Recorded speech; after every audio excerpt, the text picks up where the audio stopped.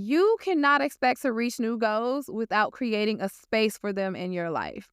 Hello, beautiful people, and welcome back to the Glow Girl Glow podcast. I'm your host, Shannon Center, and today we're diving into a topic that's on everyone's mind this time of year, and that's goal setting. But here's the thing. Setting goals isn't just about cutting out magazine pictures and making wish lists. Y'all, it's about creating a clear path to achieving what you want and asking yourself the right questions to get there. So today, I'm going to challenge you to think a little bit differently about your goals. So let's break down 5 powerful questions that will help you not only set your goals, but also reach them this year. Like, what a concept, right? Okay, so the first question and the most important question I want you to ask yourself is, what do I want to achieve? And I'm not talking about vague wishes like, oh, I want to be healthier or I want to make more money, because we all do. I need you to get really specific. So for example, instead of saying, I want to get healthier, you might say something like, I want to work out 3 times a week and lose 10 pounds by June. Like, do you see the difference in that? So the more specific your goals, the easier it will be to create a plan to achieve it. So even though we're doing all this work up front, it's going to make it that much more easier for you to start implementing. Grab a pen and write this down right now. What do I really want to achieve this year? Write it down, sis. So the next thing we need to focus on is your why. So your why is the fuel that's going to keep you going when the excitement wears off and life gets tough, because obstacles going to get in the way. Consistency is up and down. Motivation is up and down. So you really need to figure out, okay, what am I going to do on those days where it just ain't looking good for me? So if your goals don't have a strong emotional connection, it's going to feel like a lot of hard work for you to stick with it. So I need you to ask yourself, why do I want this? Is it for your health? Is it for your family, your career, or simply for your own sense of accomplishment? So knowing your why makes your goals feel meaningful and it helps you stay committed. And I also want to say your why, it doesn't have to be this major big thing. Like it could be something so small, but it's so significant to you, and it's going to keep you motivated and keep you focused on whatever that goal is that you want to achieve. All right, so next, I want you to make space for whatever it is that you want. So what do I mean by that? So sis, you cannot expect to reach new goals without creating a space for them in your life. So that might mean clearing your schedule, cutting back on some Netflix binges, putting your phone away at night so you ain't mindlessly scrolling through TikTok. Because, girl, I used to be up to 3 o'clock in the morning. I had to be like, you know what? This is not healthy. So first I deleted the app off my phone. And then I started sleeping with my phone outside of my bedroom at night. And that has helped me a lot. But I'm still a work in progress, y'all. I'm not perfect. I still find myself scrolling through the social media when I know I should be doing more meaningful, productive things that's going to help move me forward. So I want you to ask yourself, how will I make space for this goal? So what are you willing to sacrifice? Or I won't even say sacrifice. What are you willing to shift in your life to make room for the life that you're working towards? So just as a tip, I would say start small. So it could be as simple as you waking up 30 minutes earlier to work on your goals, or dedicating one evening a week to whatever this thing is, a vision or whatever it is. So if, big scary goals, they scare you, I would just start small.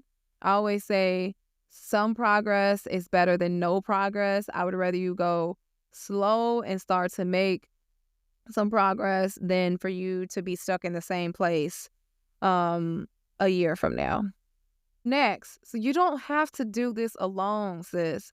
Success, I always say success is a team sport. So think about the people who can support you, whether it's a friend, if it's a coach, if it's a mentor, or even a community like Glow Girl Glow. So I want you to ask yourself, who can help me? Yeah, girl, I know. For us women, like, we feel like we have to have an S on our chest and we got to save everybody. And we struggle with asking for help. But again, what did I say before in episode 0? We listen and we don't judge. Ask for the help, sis. Please ask for the help. Do not be afraid to reach out to people and let people know how they can support you. And also, reach out to somebody that loves you, that supports you, somebody that wants to see you win, not a person that's a hater. reach out to somebody that is either where you are trying to go already or on the same type of trajectory as you. So that way, when you share your goals with this person, you know it's protected and you know that they can hold you accountable in love. So this is not to slap you on the wrist. It's to literally support you. So identify that person. It could be your spouse. It could be them kids. Because one thing about them kids, they going to be honest with you and they going to tell you like it is. What they say, it be your own kids, it be your own kids.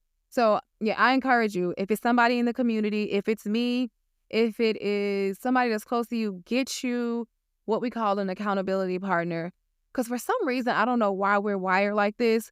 Once you tell your goal to somebody and you say, okay, I want to lose 10 pounds, so I'm going to start going to work out 3 times a week.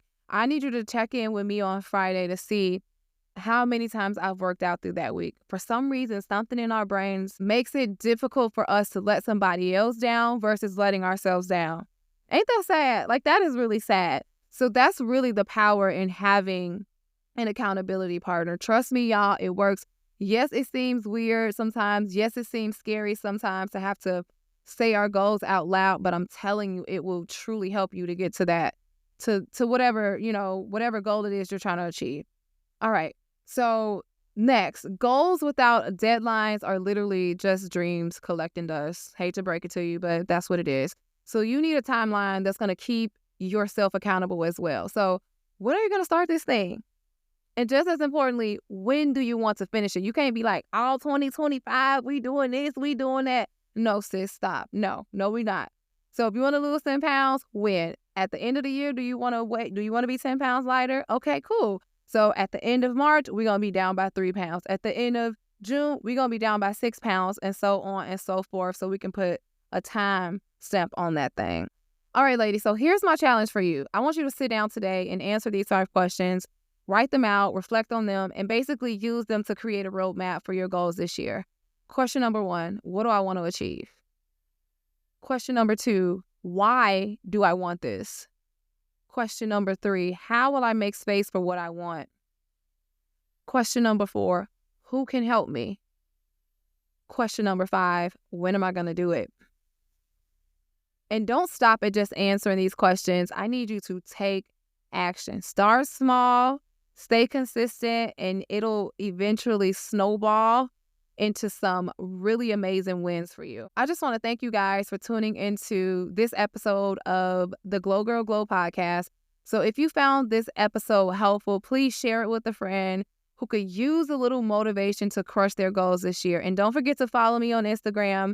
I'm at Realtor Shannon Center for more tips and inspiration. And until next time, glow, girl, glow. I will talk to you in the next episode.